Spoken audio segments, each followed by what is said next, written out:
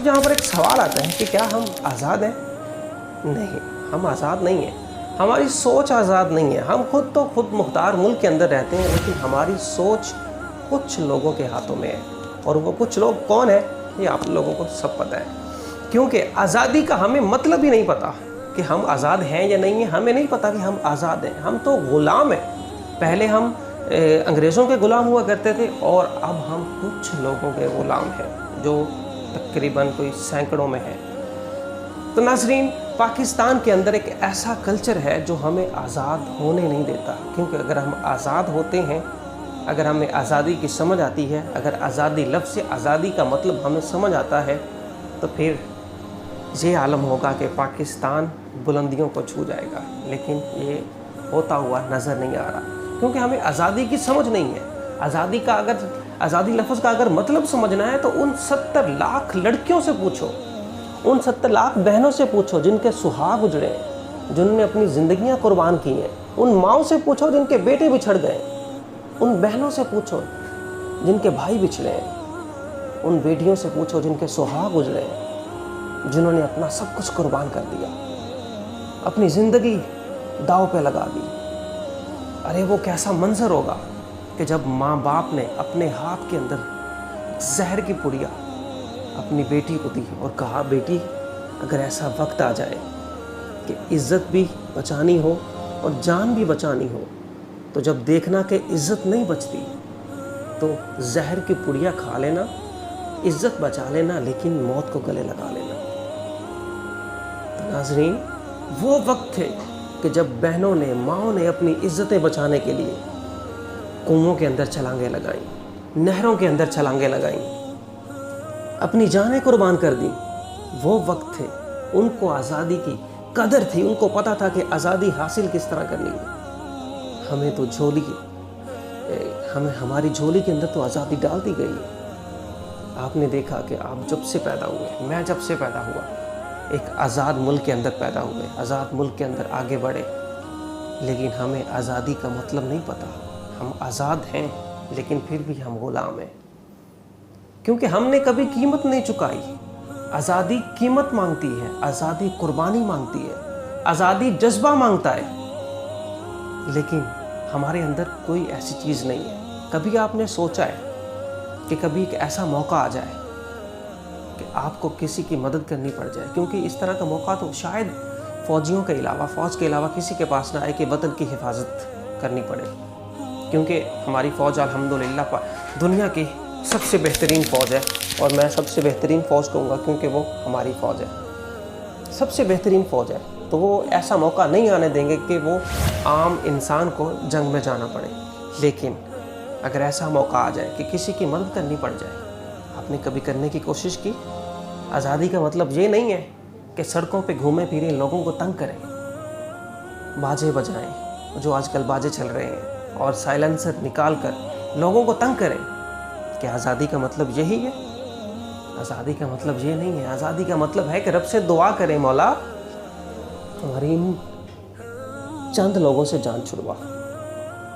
और आप देखें, आज़ादी का अगर मतलब समझना है तो कश्मीर चले जाएं। कश्मीर जब आप जाएंगे तो वहाँ पर आपको ऐसी माएँ मिलेंगी जिनके बेटे शहीद हो चुके हैं, ऐसे बेटे मिलेंगे जिनकी माएँ शहीद हो गई हैं, ऐसे बाप मिलेंगे जिनके बेटे शहीद हो गए, ऐसी बेटियां मिलेंगी जिनकी इज्जतें नीलाम हो गई, लेकिन उन्होंने कभी भी आज़ादी को छोड़कर ग़ुलामी को नहीं चाहा।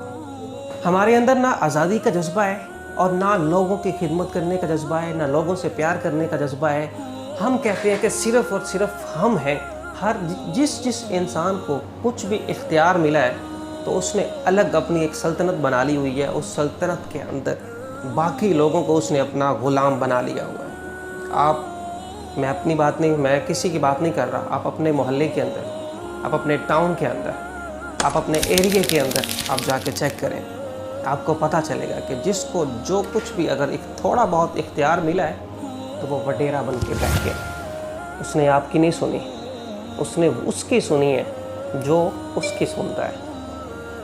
उसने आपकी नहीं सुनी, वो उसकी सुनता है जो उसकी सुनता है। यानी मेरी एक कल की वीडियो के अंदर मैंने एक बात की थी कि सऊदी अरेबिया पाकिस्तान से ये चाहता है कि सिर्फ़ और सिर्फ पाकिस्तान उससे दोस्ती करे जिससे सऊदी का चाहता है।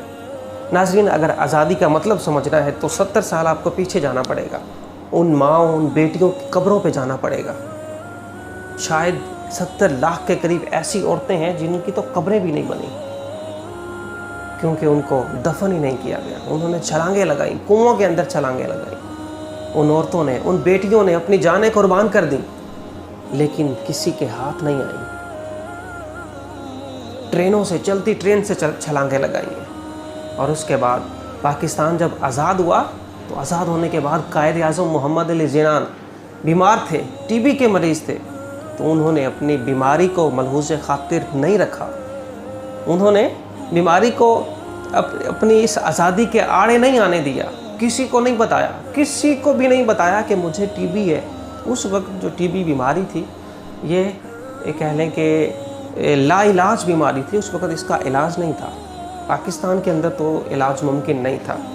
कायद आज़म ने किसी को नहीं बताया कि मैं बीमार हूँ, कि मैं इलाज करवाना चाहता हूँ। जो कुछ भी इलाज पाकिस्तान के अंदर मुमकिन था उन्होंने करवाया, वो इसलिए कि कहीं मेरे लोगों के इरादे कमज़ोर ना पड़ जाए, कहीं मेरे साथ जो लोग हैं वो कमज़ोर ना पड़ जाए, मेरे अपने इरादे कमज़ोर ना पड़ जाए। 1948 में कायद आज़म मोहम्मद अली जिन्ना ने फरमाया था कि मेरी जेब के अंदर खोटे सिक्के, अभी पाकिस्तान को बने हुए 1 साल नहीं हुआ, तो कायद आज़म ने फरमाया कि मेरी जेब के अंदर खोटे सिक्के हैं। तो उन खोटे सिक्कों ने फिर किया क्या? इक़्तिदार में आने की लालच में कायद आज़म मोहम्मद अली जिन्ना को जब बीमार हुए तो जिस गाड़ी में लेके गए तो वो गाड़ी ख़राब थी। उनको पहले से पता था कि ये गाड़ी ख़राब है। उस ख़राब गाड़ी के अंदर कायद आज़म को लेके गए, जो रास्ते में ख़राब हो गई। और फिर हुआ क्या? कायद आज़म, ज़िंदगी और मौत अल्लाह के हाथ में है, लेकिन ये जो ख़राबियाँ हमारे मुल्क के अंदर है, इनको जब तक हम नहीं सुधारेंगे तो हम पहले अंग्रेज़ों के ग़ुलाम थे, अब हम अपनों के ग़ुलाम हैं। वो कह लें कि पहले हम गैरों के ग़ुलाम थे, अब हम अपनों के ग़ुलाम हैं। आज़ादी का लफ्ज़ अगर आपने समझना है तो उस वक्त चले जाएं जब हिजरत हो रही थी और सिख बिरादरी उस वक्त इतने वाशी लोग हुआ करते थे, इतने वाशी थे कि उन्होंने मुसलमानों का सरेआम कत्लेआम किया, मुसलमानों की बेटियों को कत्ल कर दिया, ज़्यादतियाँ करने के बाद कत्ल कर देते थे। और उनके साथ हिंदुओं ने उनका साथ दिया। हिंदू आजकल अगर देखा जाए तो जो सिख बिरादरी है वो एजुकेटेड हो गई है, और उन्होंने पढ़ना लिखना जब शुरू किया उसके बाद अब उनको थोड़ी सी अकल आई है कि भाई ऐसे काम नहीं चलना, पाकिस्तानियों का साथ देंगे तो वो उसी में हमारी बेहतरी है। तो वो पाकिस्तान के करीब आना शुरू हो गए हैं और उनको माफ़ी मांगनी चाहिए और तौबा कर लेनी चाहिए कि जो उन्होंने हमारी बेटियों के, हमारी माँओं के साथ किया। उसके बाद हिंदुओं ने बहुत ज़्यादा कत्लेआम किया और तकरीबन कोई 70 लाख के करीब तो सिर्फ औरतें हैं जिनको उन्होंने कत्ल किया। और कई ऐसे छोटे छोटे बच्चे थे जो गोद में थे, माँओं को छोड़ना पड़ा, माँओं से दूर हो गए, लड़ाई के दौरान गुम हो गए और फिर मिले ही नहीं है। आप देखें कि आपका बेटा हो, मैं आपसे सवाल करता हूँ कि आपका बेटा हो, आपकी बेटी हो, आपका बच्चा हो, आपका सीना हो, आपका जिगर हो, और वो आपसे गुम हो जाए, एक दिन के लिए दूर हो जाए और आपको खबर ना हो कि वो है कहाँ, किस जगह पे है, तो आप सवाल का जवाब दें कि आपका दिन गुजरेगा? आपका 1 मिनट नहीं गुजरेगा, आपका 1 मिनट 100 घंटों के बराबर होगा। लेकिन आप अंदाज़ा लगाएं कि एक सिर्फ़ और सिर्फ आज़ादी हासिल करने के लिए जिन्होंने अपने बच्चों को खो दिया, माँओं ने अपने बेटों को खो दिया, उनकी सारी ज़िंदगी कैसे गुजरी होगी। आए सब मिलकर अहद करें कि हमारे ज़िम्मे जो हमारा काम है, हम तो अपना काम नहीं करते, हमारे ज़िम्मे जो हमारा काम होता है हम तो वो दिल से नहीं करते। बच्चों से स्कूल से लेकर कॉलेज तक, और कॉलेज से लेकर फर्म तक, और फर्म से लेकर प्रेसिडेंट तक, आप तमाम लोगों को देख लें, बच्चों को देख लें। बच्चे कहते हैं कि यार आज उस्ताद बीमार ही हो जाए, उसका बेटा बीमार हो जाए, आज पढ़ना ना पड़े, بچے کہتے ہیں کہ آج چھٹی ہو جائے، اس کے بعد آپ آگے چلے جائیں۔ استاد، آج کل استاد بھی پڑھانے کا اللہ ماشاء اللہ کچھ ہے، ان کی بات نہیں میں کر رہا ہوں، لیکن کچھ ایسے بھی ہیں جن کا پڑھانے کا دل نہیں کرتا، تنخواہ ٹائم پہ لیتے ہیں۔ اس کے بعد کچھ ایسے لوگ بھی ہیں جو فرمز کے اندر، مختلف فرمز کے اندر کام کرتے ہیں لیکن کہتے ہیں کہ تنخواہ ٹائم پہ مل جائے، لیکن کام جو ہے وہ جوان کی موت ہے۔ ہم اپنے جو ہمارے ذمہ ہمارا کام ہوتا ہے ہم وہ بھی نہیں کرتے، سچے دل سے ہم وہ بھی نہیں کرتے۔ یہی کہتے ہیں کہ بس کہیں نہ کہیں کوئی اس طرح کا ہو جائے، گھپلا کرنے کا موقع مل جائے اور ہم کرپشن کریں اور پیسے سائڈ پہ کر لیں، کام نہ کرنا پڑے۔ کیا یہی پاکستان تھا؟ کیا پاکستان اسی لیے بنا تھا کہ لوگوں پہ ظلم کیا جائے، یہاں پہ کرپشن کی جائے؟ ارے بچیوں نے اپنی عزتیں بچانے کے لیے اپنی جانوں کو قربان کیا، وہاں پہ ماؤں بہنوں نے زہر کی پڑیا کھا کے اپنی عزتوں کو بچایا، اور آج ہم یہاں پہ کیا کر رہے ہیں؟ کیا پاکستان اسی لیے بنا تھا؟ ہم اس پاکستان کو سمجھ کیا بیٹھے؟